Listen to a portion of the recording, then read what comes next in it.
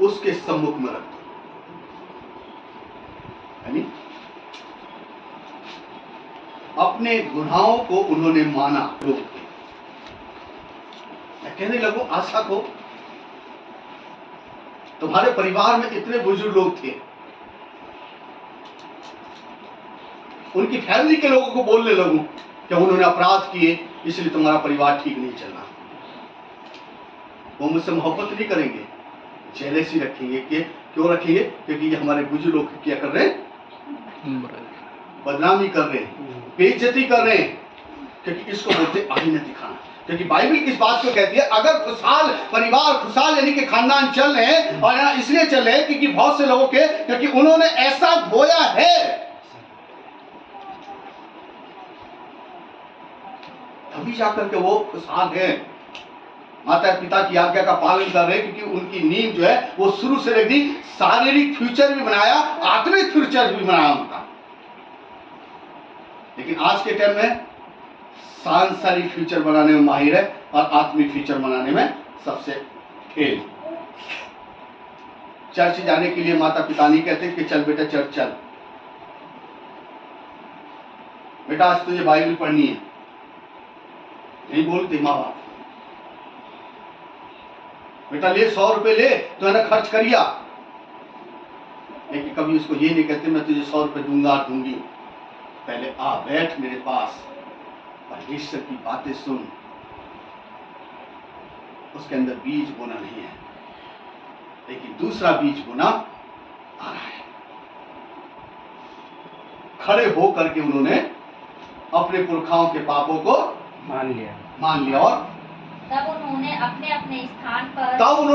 अपने स्थान पर खड़े होकर दिन के एक पहर तक, हालेलुया, सोचने वाली बात है। दिन के एक पहर तक, एक पहर यानी कि कितने घंटे का होता है? कम 4-5-6 घंटे का। 6 घंटे कितने घंटे का? सुनो, 6 चौक 24, 4 पैर में खत्म हो जाता है। 4 घंटे, 6 घंटे का, 6 घंटे का, 6 घंटे का, 6 घंटे तक, एक दिन एक पहर में 6 घंटे तक परमेश्वर के सम्मुख में खड़ा है बंदा।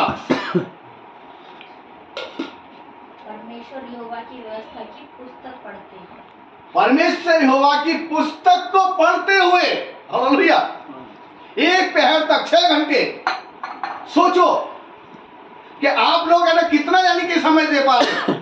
उन्होंने अपने पाप को, अपने गुनाहों को, यानी कि जो उनके बुजुर्गों ने जो किया, जो है उनको मानना जब शुरू किया, तो उन्होंने ये निर्णय निकाला कि हमारे बुजुर्ग गुनहगार थे, पापी थे, अधर्मी थे, और इसीलिए उन्होंने है ना अन्य जाति के लोगों से अपने आप को बचा लिया, अलग कर लिया, ताकि कुछ नया दिखे।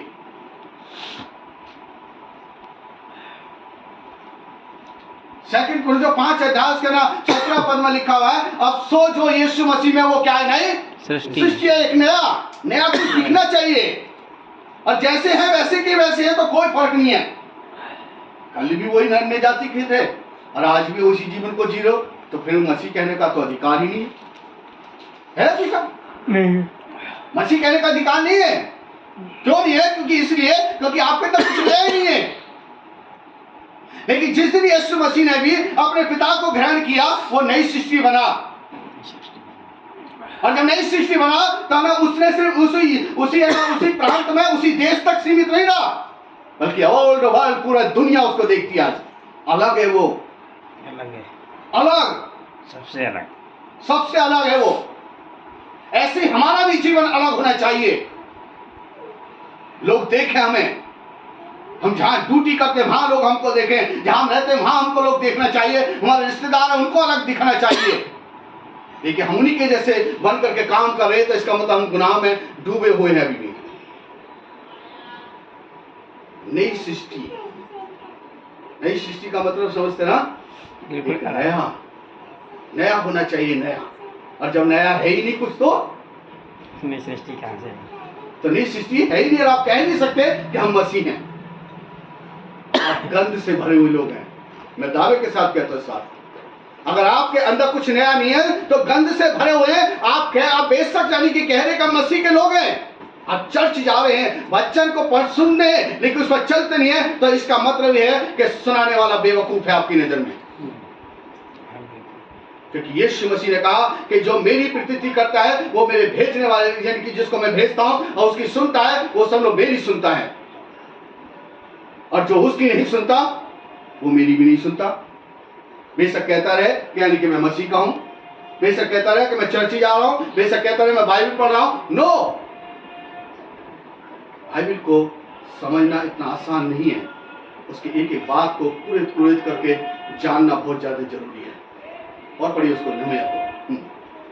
और एक और पहर अपने पापों को मानते, और एक पहर और अपने पापों को मानते हो, और अपने परमेश्वर यहोवा को दंडवत करते, अपने परमेश्वर यहोवा को उन्होंने क्या करना शुरू किया है? दंडवत करना शुरू किया, उसको ना उसके सामने झुक करके।